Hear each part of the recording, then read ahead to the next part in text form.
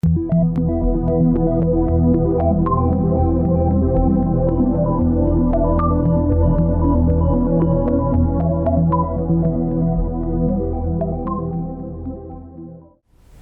toda a testosterona produzida, 98% é ligada a proteínas transportadoras no plasma. 60% desses 98% estão ligados a SHBG. SHBG é a globulina fixadora de hormônios sexuais. Essa ligação é muito forte e essa ligação forte impede que a testosterona exerça a sua função, exerça a sua ação. Ela não pode ser liberada desta ligação. Então, a SHBG se fixa muito fortemente à testosterona na corrente sanguínea. 38% da testosterona ficam ligados à albumina.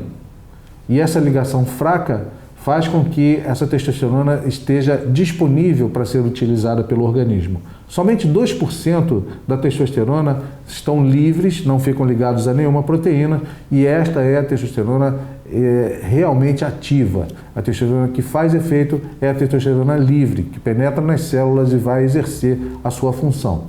Somando-se a testosterona ligada à albumina e a testosterona livre, nós temos a testosterona biodisponível, toda a testosterona que poderá exercer o seu efeito.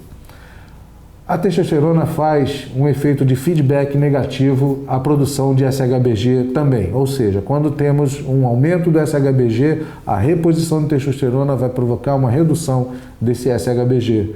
SHBG, que é a proteína fixadora de hormônios sexuais, tem sua principal origem no fígado, mas também é secretada localmente em outros tecidos do corpo.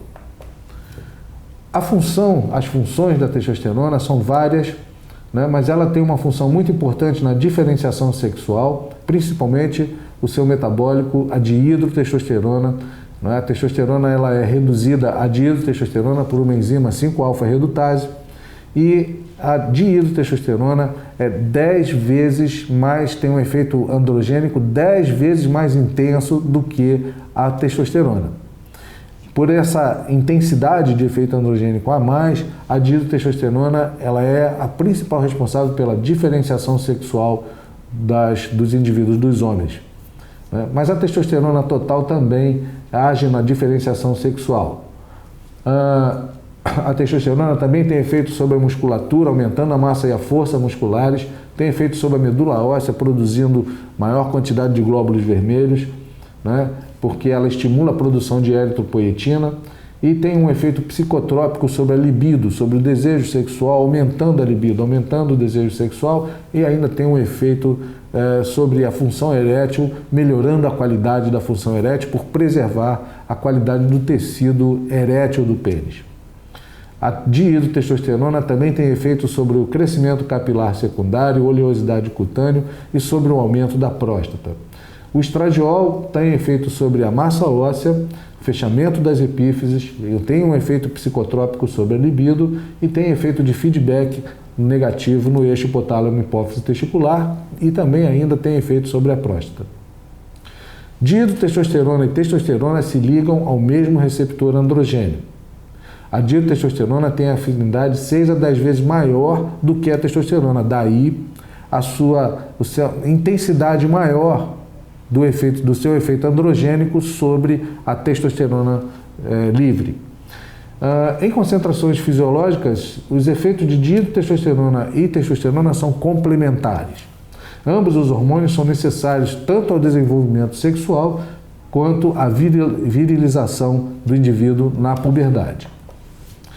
Então, efeitos da testosterona nas diferentes fases de vida nós podemos ver aqui nesse quadro. No embrião, a testosterona e a dihidrotestosterona têm efeito na diferenciação sexual. Na puberdade, os dois hormônios têm efeito na virilização.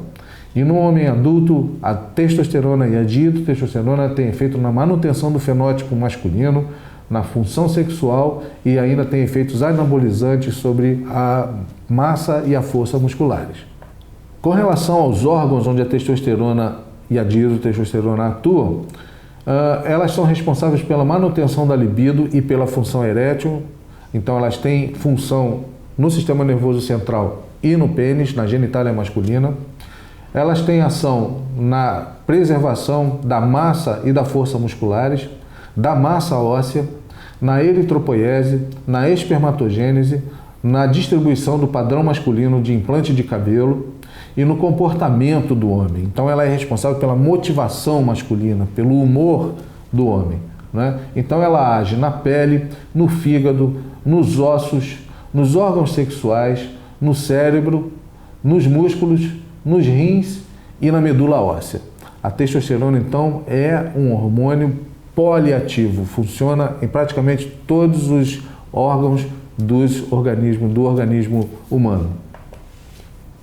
Se tudo isso funcionar, os resultados são os melhores possíveis, como se pode ver aqui nesse slide, né? E se não funcionar? Se não houver testosterona, nós entramos então numa situação que era conhecida como hipogonadismo do idoso e que atualmente nós denominamos mais apropriadamente de distúrbio androgênico do envelhecimento masculino ou de síndrome de deficiência da testosterona. Essa terminologia está estabilizando, isso já foi conhecido como inapropriadamente como climatério masculino ou como menopausa masculina. São duas formas equivocadas de denominar este fenômeno, este problema, a diminuição da dosagem de testosterona. Então essa terminologia acabou evoluindo para andropausa. No entanto, andropausa é um termo que tende a não ser mais utilizado porque remete à ideia de menopausa, em que todas as mulheres a partir de uma determinada idade, sem exceção, vão ter cessação da produção de hormônio feminino. Isso não acontece com todos os homens, mas apenas com uma parcela deles. A partir de determinada idade, em torno de 20% dos homens vão ter cessação da produção de testosterona, de hormônio masculino. Como não acontece com todos os homens, paralelamente, menopausa acontece com todas as mulheres, então é inapropriado determinar a cessação de produção de hormônio masculino de andropausa.